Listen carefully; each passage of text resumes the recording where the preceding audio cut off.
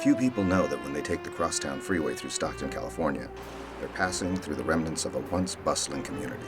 All roads in America with Filipinos led to Stockton. It was home to the largest Filipino population outside of the Philippines, a neighborhood whose little-known history was integral to the development of Central California. Filipinos owned garages, cafes, restaurants, laundries. There were so many businesses that you, as a Filipino, could frequent because they had the things that you needed. Like many immigrants before them, Filipinos faced backbreaking work, low wages, and at times, extreme racism. Yet they still referred to Stockton as El Dorado, or the City of Gold, and sought this place to fulfill their dreams.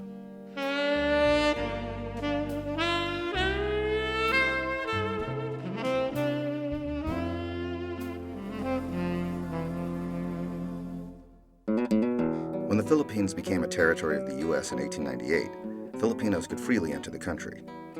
Recruited by the thousands as cheap labor to work the Hawaiian sugar plantations, they quickly began to migrate to the U.S. mainland.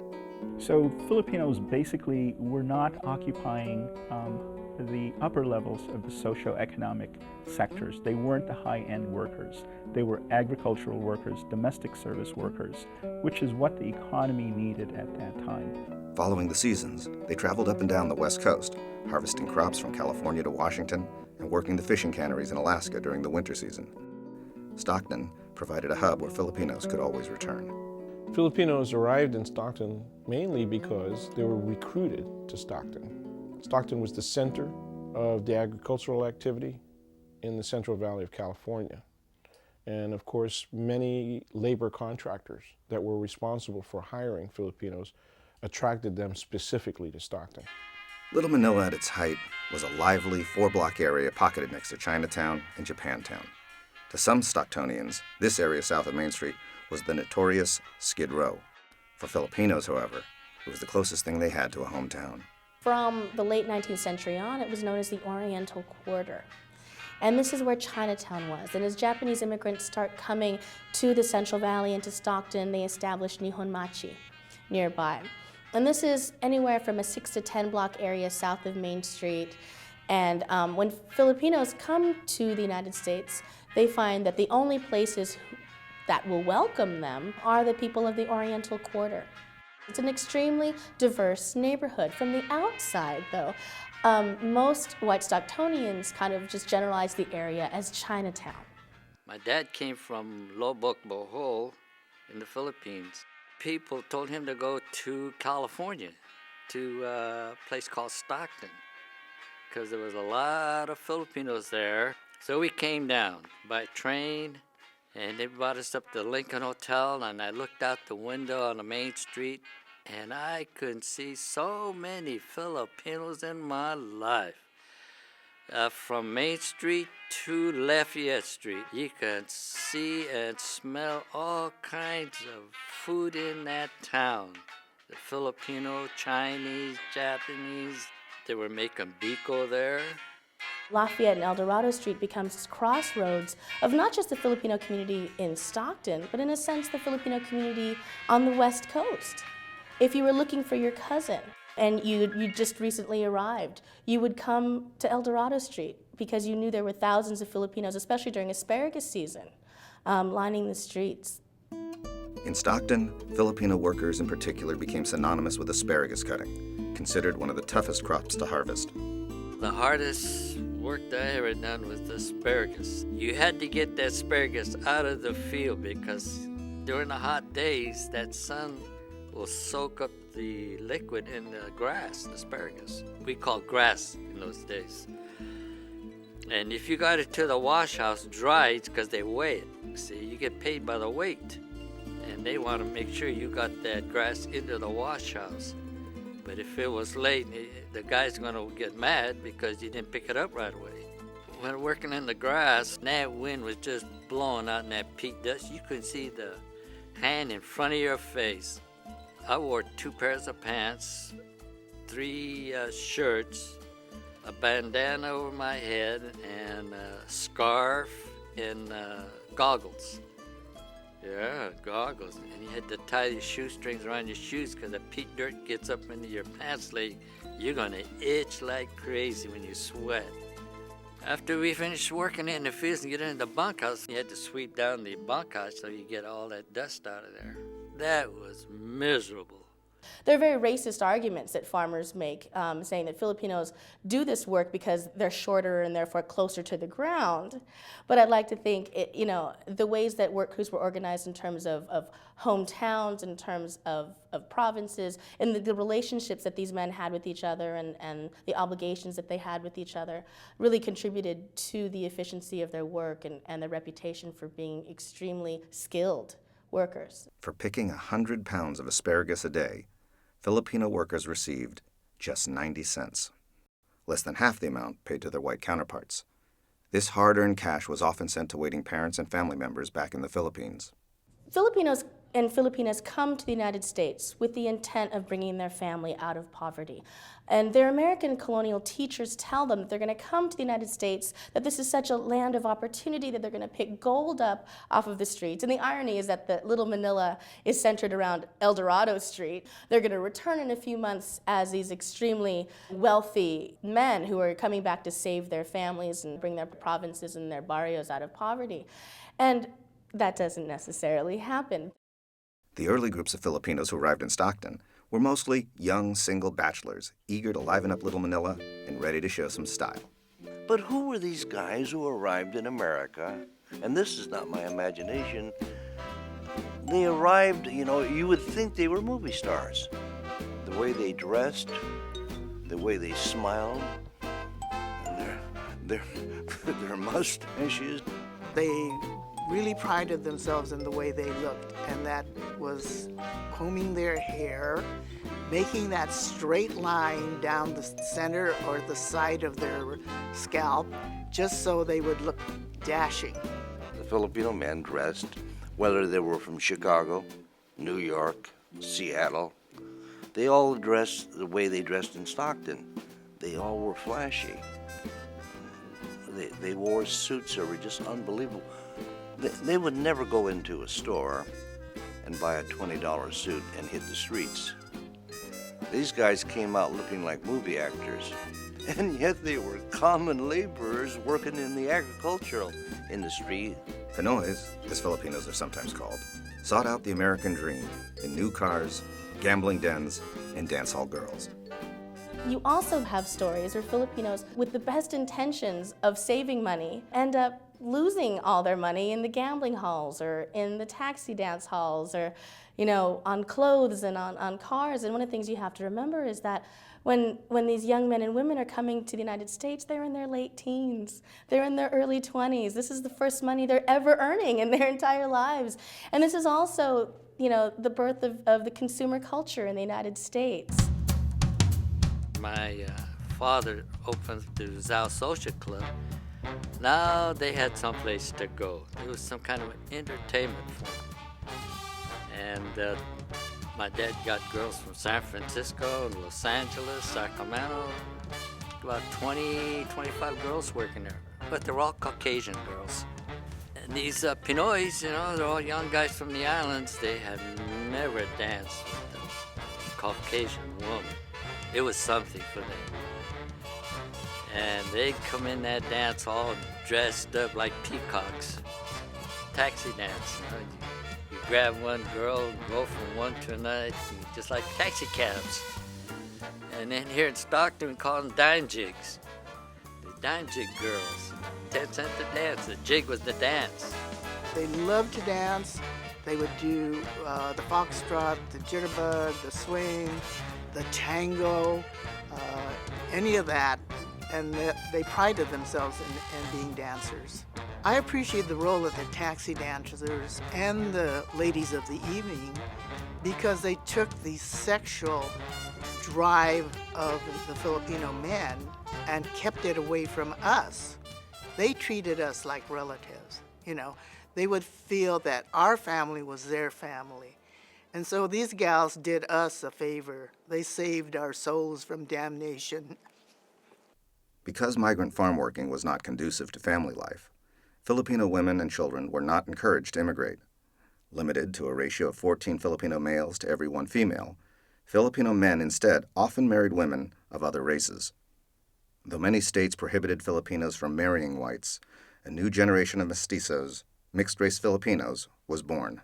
My father came from Luzon, and my mother is white. So they were not able to get married in Arizona because in 1931, Arizona had an anti-miscegenation law. My mother and father had to go to Lordsburg, New Mexico to get married because they allowed Filipinos to marry whites. On my mom's side, it's black and Irish and Native American. And on my father's side, he's Ilocano from the Philippines. When I stop and think about it, our family reunions and different family gatherings, it's every color of the rainbow. Whites in Stockton are absolutely shocked and angered that Filipinos would dare date white women. My God, the affront that these young Filipino men wearing these incredible suits that they worked so hard in the fields to buy, walking around downtown Stockton with these white women on their arms, really incited a lot of racist anger. These boiling racial tensions, along with fierce competition for jobs during the Depression, culminated in race riots and clashes between whites and Filipinos all over the West Coast.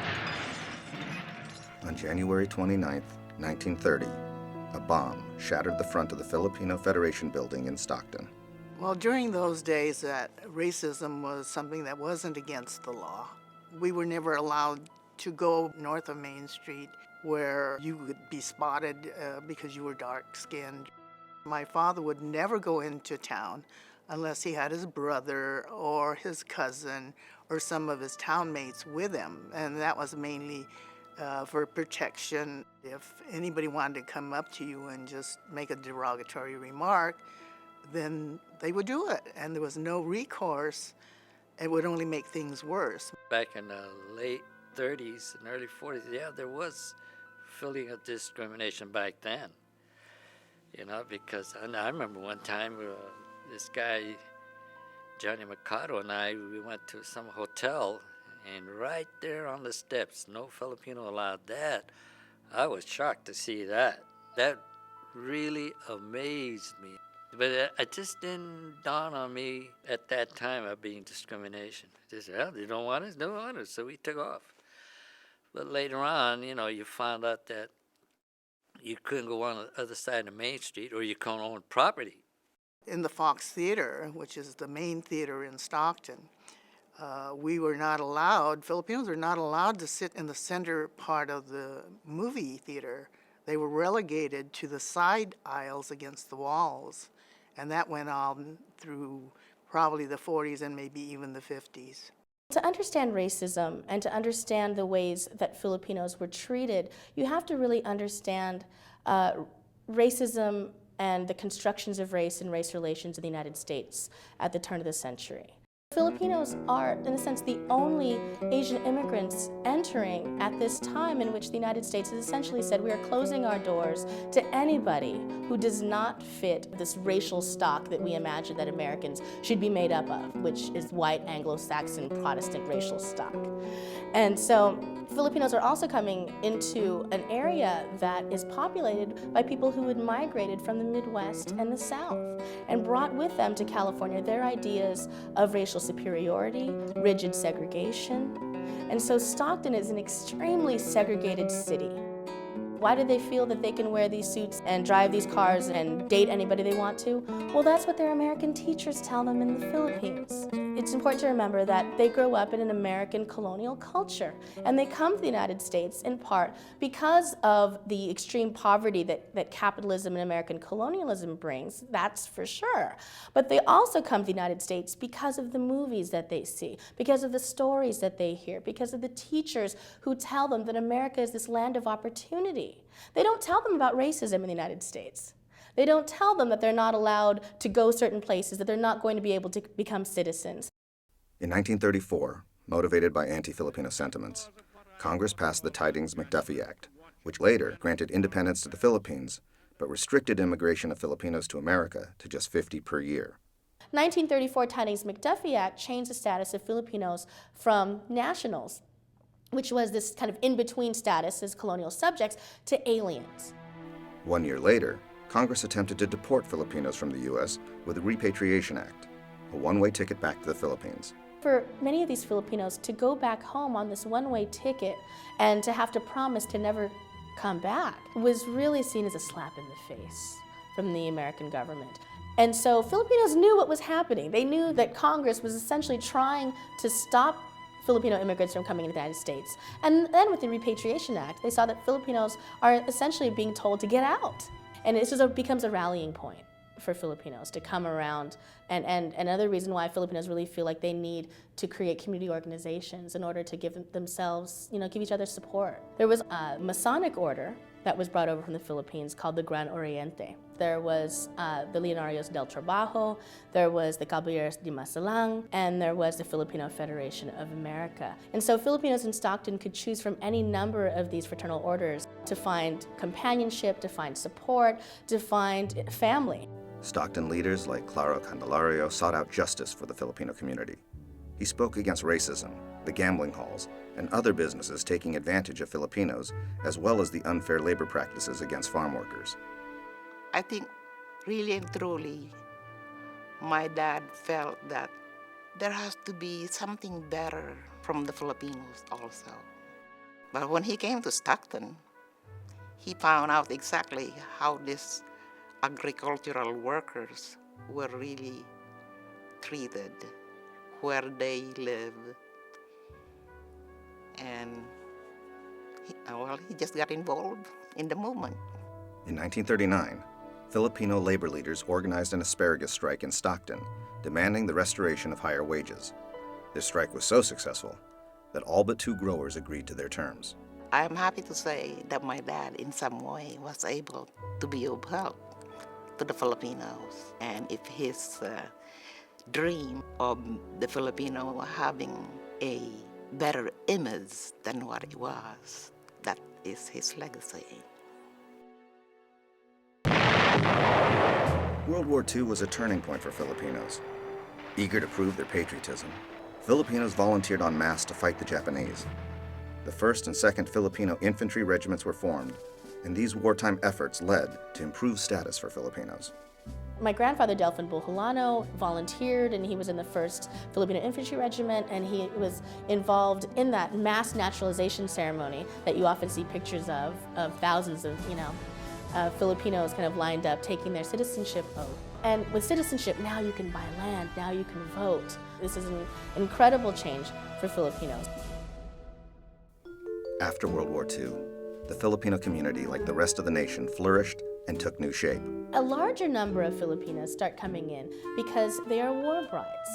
Men who fought overseas in the 1st and 2nd Filipino Infantry Regiments, when they go back to the Philippines, there's an opportunity for them to meet and marry young Pinays. Young families, better financial possibilities, and a new identity as American citizens all created a sense of community and belonging that hadn't existed before. Little Manila was no longer a bachelor society. It became a gathering place for Filipino families. The sports that the Filipinos had back in those days was very few. So we decided to get our own team up. And so each town would get their own basketball team. Livingston, Sacramento, Vallejo, San Francisco, LA. We'd get together and have a tournament. All of us guys. It was get to know each other, meet new girls, My dad had this queen contest going on for a Miss Philippines. The queen contests were popularity contests. You had to sell votes, and they were $1 a piece. The fraternal organizations would use this as a fundraiser. Actually, that was a big moneymaker at that time. Anita was one of the most beautiful mestizas that I have met. And Anita was one of the candidates. And she won. What did I do with the money? I actually bought furniture for our home. I bought a stove, a dining room set, and a living room set with $800.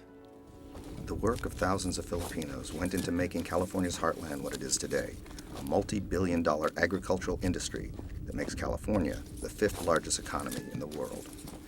Yet few people are aware that Filipino farm workers played a crucial part in one of the great labor movements of American history. collaborating with Cesar Chavez.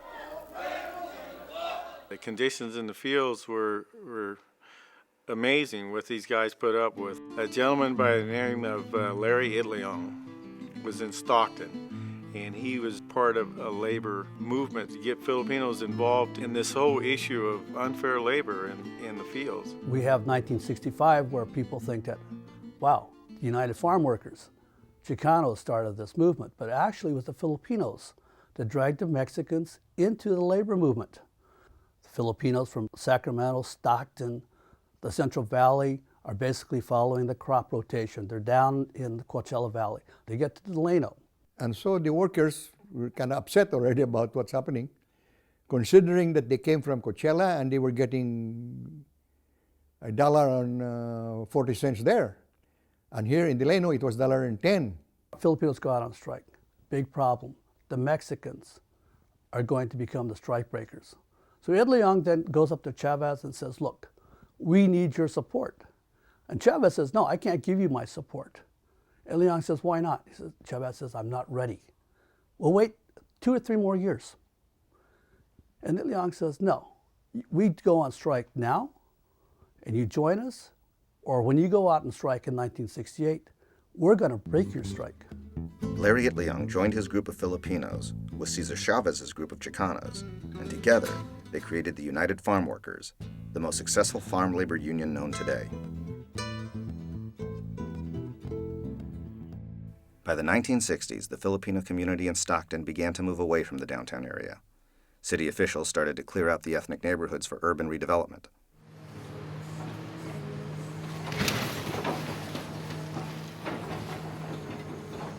A few years later, the crosstown freeway construction destroyed most of Little Manila. The freeway construction and demolition started in 1967. And then when federal money for freeway construction dried up in the 1970s, it became a freeway to nowhere. And so it was this monument to the ways that people of color in Stockton had been kind of really pushed aside in the favor of freeway construction and urban redevelopment. Right down here was a store. Right here was a garage where a lot of the guys used to hang out in the 50s, used to make their hot rods. Right down here was Mrs. Segunda Reyes' beauty shop. That's where it's at.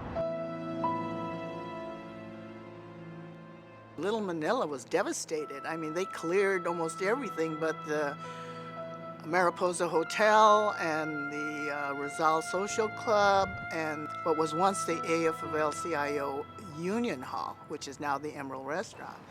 I couldn't believe what happened. The Manongs, the older Filipino men, and others who resided in the hotels of Little Manila were relocated by the city. Some stayed here that they called it the Digohoy Lodge. They had their own clubs, the Mabalon, the Legionarios, the Iloilo Circle.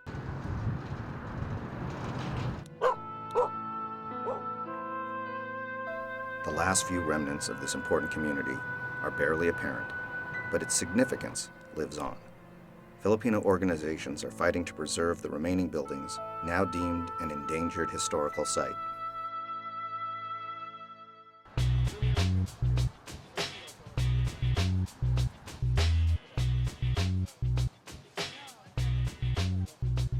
What you are standing in front of is the Filipino Plaza. The Filipino Plaza was dedicated in 1972, and a group of Filipino activists and people in Filipino organizations in Stockton realized that thousands of manongs, thousands of old-timers were losing their homes because of redevelopment. And so these Filipinos got together, they called themselves the Associated Filipino Organizations, and this is the nation's first Filipino-American planned and inspired affordable housing project in the nation.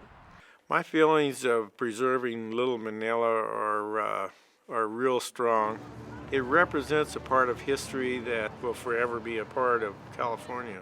Do you want to bring your grandchildren and point to an empty lot and say, this was where this important strike was planned? Or point to, a dilapidated building that is about to be torn down and say, this was where this organization met? Because what does that say about, how we value our history?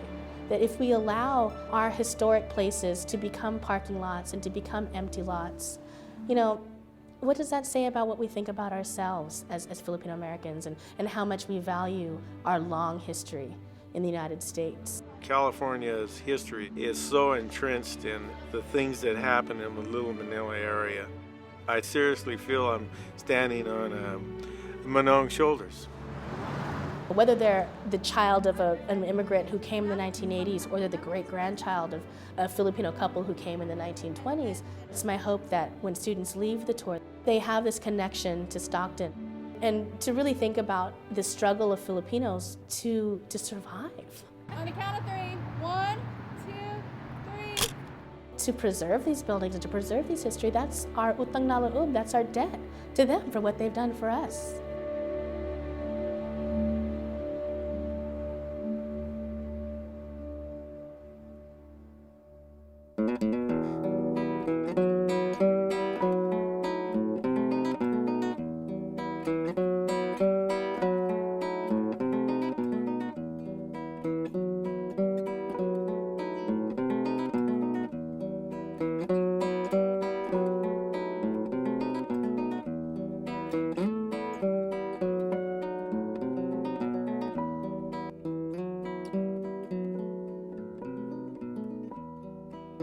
To order a DVD copy of this program, call 888-814-3923 or visit kvie.org/viewfinder.